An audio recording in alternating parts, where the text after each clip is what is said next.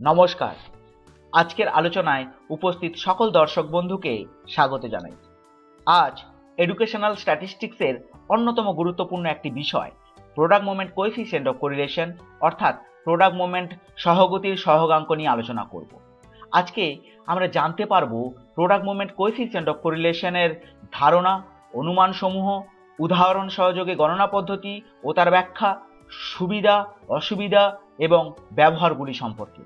তাহলে চলো বন্ধুরা, ভিডিওটি শুরু করা যাক।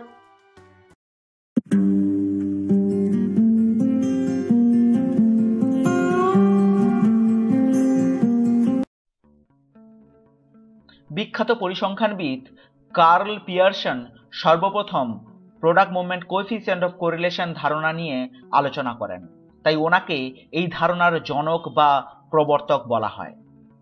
এটি এক ধরনের পরিসংখ্যানগত পরিমাপ যা দুটি কন্টিনিউয়াস ভ্যারিয়েবলের মধ্যে লিনিয়ার সম্পর্কের দৃঢ়তা এবং দিক নির্দেশ করে। Product moment coefficient of correlation পদ্ধতির সাহায্যে যে সহগতির সহগাঙ্ক নির্ণয় করা হয় তাকে ইংরেজির স্মল লেটার আর দ্বারা নির্দেশ করা হয়। এখন আমরা প্রোডাক্ট মোমেন্ট কোএফিসিয়েন্ট অফ কোরিলেশনের কিছু অ্যাজাম্পশনস বা অনুমানগুলি সম্পর্কে জেনে নেব। প্রোডাক্ট মোমেন্ট কোএফিসিয়েন্ট অফ কোরিলেশনে ব্যবহৃত ভ্যারিয়েবল বা চলকগুলি কন্টিনিউয়াস এবং আনুমানিকভাবে নরমালি ডিস্ট্রিবিউটেড হয়। প্রোডাক্ট মোমেন্ট কোএফিসিয়েন্ট অফ কোরিলেশনে ব্যবহৃত ভ্যারিয়েবল বা চলকগুলির মধ্যে সম্পর্ক রৈখিক বা লিনিয়ার হয়। এক্ষেত্রে কোনো গুরুত্বপূর্ণ বহির্গামী মান বা আউটলেয়ার্স থাকে না। Product moment coefficient of correlation এক ধরনের প্যারামেট্রিক টেস্ট। এখানে প্রোডাক্ট মোমেন্ট কোএফিসিয়েন্ট অফ কোরিলেশনের মাধ্যমে ক্যালকুলেশন করার জন্য একটি উদাহরণ দেওয়া হয়েছে। উদাহরণটি হলো, একজন শিক্ষক পরীক্ষা করেন যে শিক্ষার্থীদের ক্লাস অ্যাটেন্ডেন্স অর্থাৎ ক্লাসে উপস্থিতি এবং তাদের একাডেমিক পারফরমেন্স অর্থাৎ পরীক্ষার ফলাফলের মধ্যে সম্পর্ক রয়েছে কিনা। এখানে ক্লাস অ্যাটেন্ডেন্স অর্থাৎ ক্লাসে উপস্থিতির পার্সেন্টেজকে এক্স দ্বারা এবং একাডেমিক পারফরমেন্স অর্থাৎ পরীক্ষার ফলাফলকে ওয়াই দ্বারা নির্দেশিত করা হয়েছে। Product moment coefficient of correlation গণনার জন্য সাধারণত দুটি পদ্ধতি ব্যবহার করা হয়। একটি হলো র স্কোর মেথড, অপরটি হলো ডেভিয়েশন স্কোর মেথড। এখানে র স্কোর মেথডের সহযোগিতায় product moment coefficient of correlation গণনার কৌশলটি নিয়ে আলোচনা করা হবে। এখন আমরা product moment coefficient of correlation গণনার ধাপগুলি সম্পর্কে জেনে নেব। এর প্রথম ধাপ হলো কম্পিউট দ্য রিকোয়ার্ড ভ্যালুজ অর্থাৎ প্রয়োজনীয় মানগুলো নির্ধারণ। সর্বপ্রথম উদাহরণে উল্লিখিত এক্স এবং ওয়াই এর মানগুলিকে নির্দিষ্ট কলাম অনুযায়ী সাজিয়ে নিতে হবে। এখানে এক্স এর মানগুলি হলো 70, 80, 85, 90, 95। ওয়াই এর মানগুলি হলো 65, 70, 75, 85, 90। এরপর আমাদের এক্স স্কোয়ার, ওয়াই স্কোয়ার এবং এক্স ওয়াই এর রো অনুযায়ী নির্দিষ্ট কক্ষের মানগুলি নির্ণয় করতে হবে। এক্স স্কোয়ারের নির্দিষ্ট কক্ষের মানগুলি পাওয়ার জন্য এক্স এর নির্দিষ্ট কক্ষের মানকে ওই মানের সাথে গুণ করতে হবে। অর্থাৎ 70কে 70 দিয়ে গুণ করলে আমরা পেয়ে যাব 4900, 80কে 80-র সাথে গুণ করলে আমরা পাবো 6400, 85কে 85-র সাথে গুণ করলে আমরা পেয়ে যাব 7225, 90কে 90-র সাথে গুণ করলে আমরা পাবো 8100, 95কে 95-র সাথে গুণ করলে আমরা পেয়ে যাব 9025। ঠিক একইভাবে ওয়াই স্কোয়ারের নির্দিষ্ট কক্ষের মানগুলি পাওয়ার জন্য ওয়াই এর নির্দিষ্ট কক্ষের মানকে ওই মানের সাথে গুণ করতে হবে। তাই 65কে 65-র সাথে গুণ করলে আমরা পেয়ে যাব 4225, 70কে 70-এর সাথে গুণ করলে আমরা পেয়ে যাব 4900, 75কে 75-এর সাথে গুণ করলে আমরা পেয়ে যাব 5625, 85কে 85-র সাথে গুণ করলে আমরা পাবো 7225, 90কে 90-এর সাথে গুণ করলে আমরা পাবো 8100। এরপর আমাদের এক্স ওয়াই এর মানগুলিকে নির্ধারণ করতে হবে। এক্স ওয়াই এর নির্দিষ্ট কক্ষের মানগুলি পাওয়ার জন্য এক্স এর নির্দিষ্ট কক্ষের মানকে ওয়াই এর নির্দিষ্ট কক্ষের মানের সাথে গুণ করতে হবে। যেমন আমরা 70কে 65 দিয়ে গুণ করলে পেয়ে যাব 4550, 80কে 70-এর সাথে গুণ করলে আমরা পাবো 5600, 85কে 75-এর সাথে গুণ করলে আমরা পাবো 6375, 90কে 85-র সাথে গুণ করলে আমরা পাবো 7650, 95কে 90-এর সাথে গুণ করলে আমরা পাবো 8550। এরপর X Y, X square, Y square, X Y এর সমস্ত মানগুলিকে নির্দিষ্ট কলাম অনুযায়ী যোগ করে তার টোটাল মান নির্ণয় করতে হবে। এই টোটাল মানকে আমরা সাধারণত স্যামেশন চিহ্ন দিয়ে প্রকাশ করে থাকি।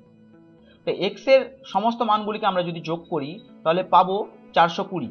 যদি 70, 80, 85, 90, 95কে যোগ করি তাহলে আমরা পাবো 420। ঠিক একইভাবে ওয়াই এর 65, 70, 75, 85, 90কে যোগ করলে আমরা পেয়ে যাব 385। এক্স স্কোয়ারের 4900, 6400, 7225, 8100, 9025কে যোগ করলে আমরা পাবো 35650।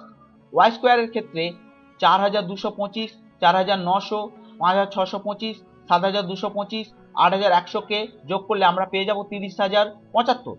এক্স ওয়াই এর ক্ষেত্রে 4550, 5600, 6375, 7650, 8550কে যোগ করলে আমরা পেয়ে যাব 32725। রস্কোর মেথড অনুযায়ী product moment coefficient of correlation গণনা দ্বিতীয় ধাপটি হলো অ্যাপ্লাই দ্য ফর্মুলা, অর্থাৎ সূত্রে মান বসানো।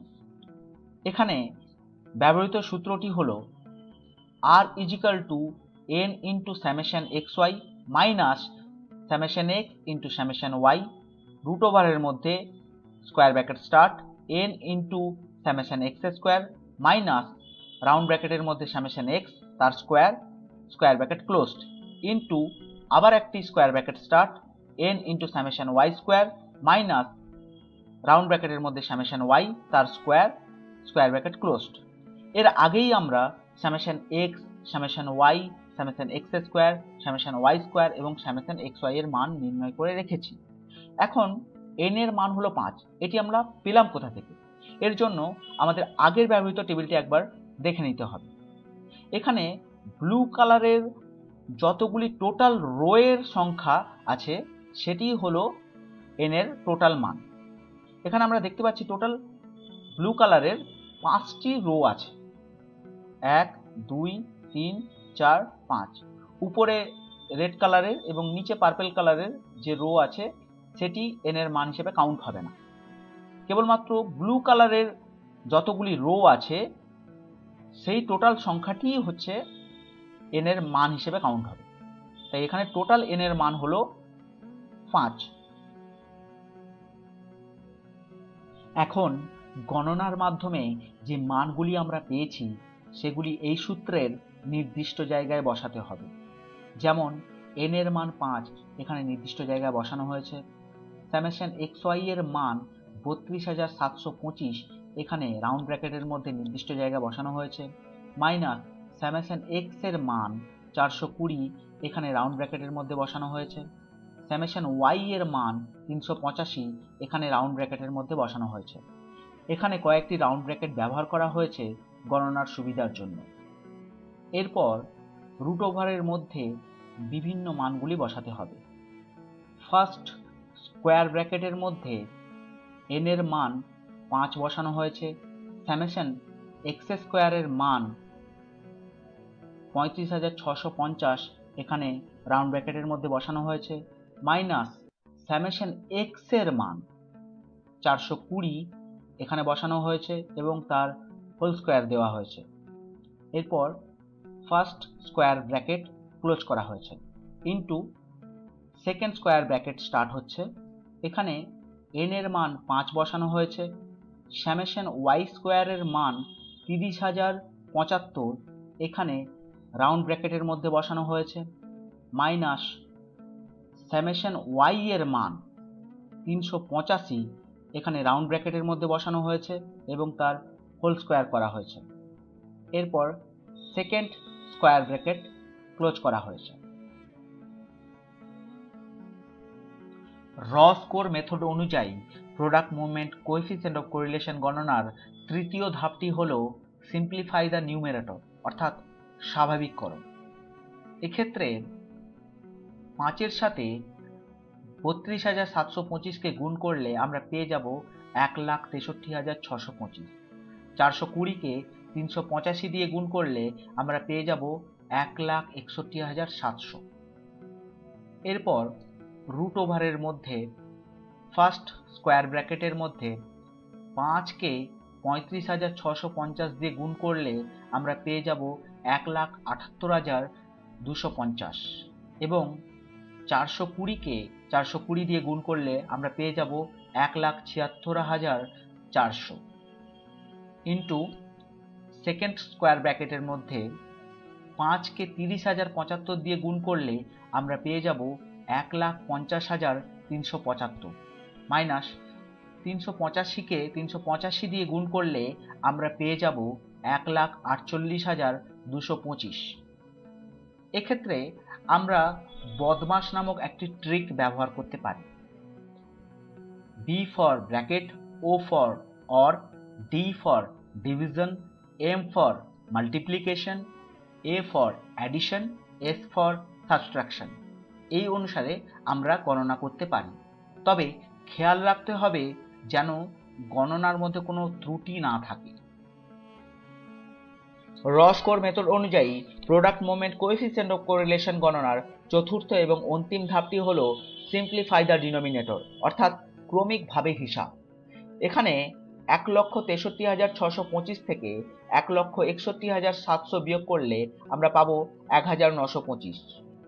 এরপর স্কোয়ার রুটের মধ্যে অবস্থিত ফার্স্ট স্কোয়ার ব্র্যাকেটের মধ্যে 1,78,250 থেকে 1,76,400 বিয়োগ করলে আমরা পাবো 1,850 গুণিতক সেকেন্ড স্কোয়ার ব্র্যাকেটের মধ্যে অবস্থিত 1,50,375 থেকে 1,48,225 বিয়োগ করলে আমরা পাবো 2,150। এখন স্কোয়ার রুটের মধ্যে অবস্থিত 1,850 সাথে 2,150 গুণ করলে আমরা পাবো 39,77,500। এই 39,77,500 এর স্কোয়ার রুট করলে আমরা পাবো 1,994.3670, যাকে সংক্ষেপে আমরা লিখতে পারি 1,994.37। এরপর 1,925কে 1,994.37 দিয়ে ভাগ করলে আমরা পাবো 0.9652, যাকে সংক্ষেপে আমরা লিখতে পারি 0.97। এখন ফাইনালি আমরা আর এর মান পেলাম 0.97। আলোচ্য উদাহরণে product moment coefficient of correlation গণনার মাধ্যমে যে মানটি পাওয়া গেছে তা কিভাবে ব্যাখ্যা করব এখন সে সম্পর্কে জেনে নেব। এখানে product moment coefficient of correlation অর্থাৎ আর এর মান হলো 0.97, যেটি দেখায় যে এটি একটি খুব শক্তিশালী ধনাত্মক সম্পর্ক। এর মানে শিক্ষার্থীদের ক্লাস অ্যাটেন্ডেন্স অর্থাৎ ক্লাসে উপস্থিতি যত বেশি হয়, একাডেমিক পারফরমেন্স অর্থাৎ পরীক্ষার ফলাফল তত ভালো হয়।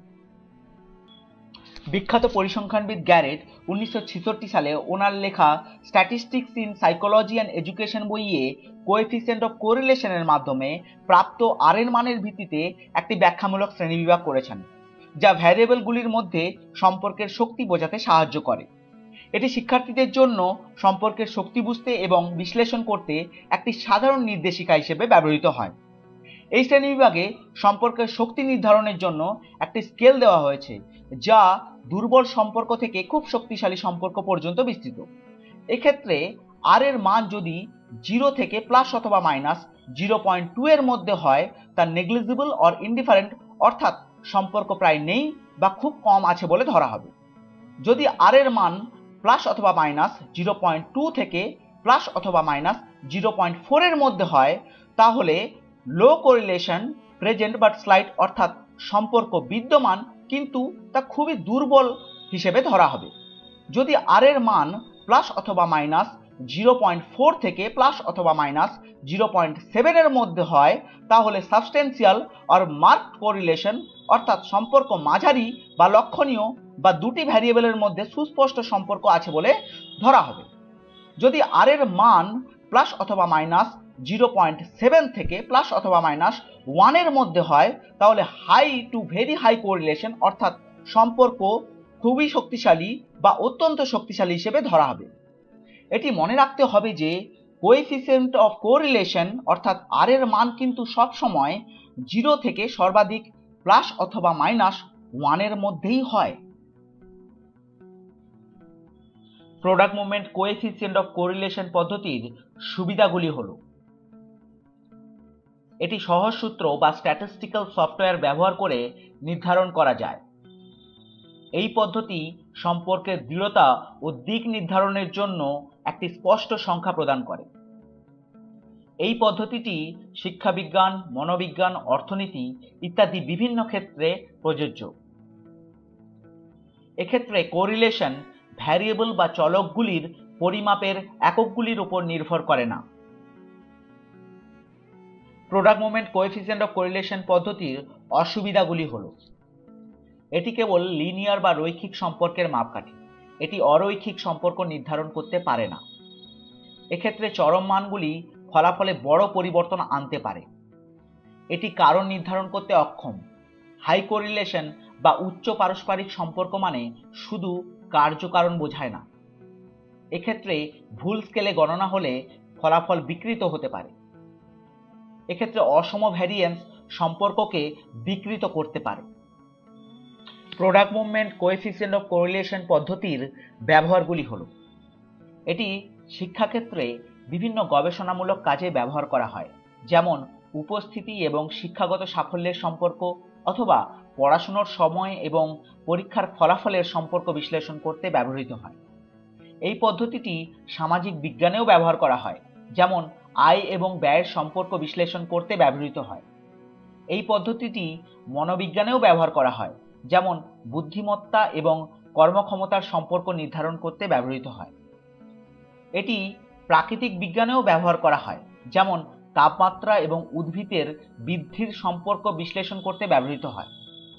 এটি অর্থনীতিতেও ব্যবহার করা যায়, যেমন চাহিদা এবং সরবরাহ অথবা দাম এবং পরিমাণের সম্পর্ক নির্ধারণ করতে ব্যবহৃত হয়। আশা করি এই আলোচনা থেকে তোমরা product moment coefficient of correlation পদ্ধতি সম্পর্কে অনেক কিছু বিষয় জানতে পেরেছো। অন্যান্য বিভিন্ন উদাহরণ থেকে এটির ক্যালকুলেশন প্র্যাকটিস করতে থেকো, তাহলে এ সম্পর্কে আরও স্পষ্ট ধারণা তৈরি হবে। যারা এই ভিডিওটি দেখছো তাদেরকে অসংখ্য ধন্যবাদ। সকলে ভালো থেকো, সুস্থ থেকো।